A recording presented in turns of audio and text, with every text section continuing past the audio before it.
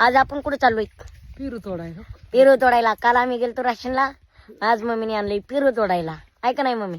आणि हे आमचं शिवार. पण मित्रांनो गावाकडे माझी एक वेगळीच असते बरं का, खास म्हणजे खास. होय मम्मी. मग तो आता मला काही कापावं लागेल थोडा. हा घास ना. हा शेळ्यांना.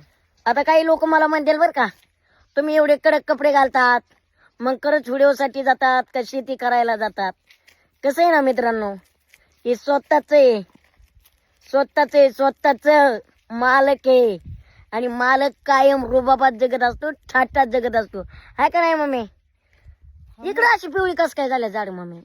ही पाणी नव्हतं दिलं याला. हा मालक कसा जगतो मम्मी? मम्मी बघ पिरू कसले. अरे तुम्ही बोलूच नको, मला दाखवायचं नाही. सारं फिरू सारखं आहे. हा. आता ही बघ, ती बघितली झंडी पुढे अयो बरोबर आहे. सारखं नुसतं दाखवू पण नको. मम्मी आता मला सांग, मला तोडता येतात का? माया डोक्यापेक्षा पिरू मोठाला येतला का? तो काय खांदी वाकून गेला. हा हे बघा काय आहे किती देते ना मम्मी.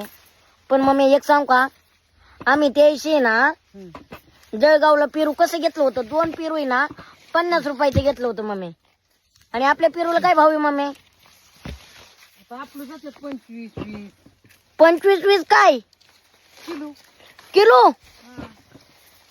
अरे 10 होता, आता तरी बाजार वाढलाय. 10 होता वय.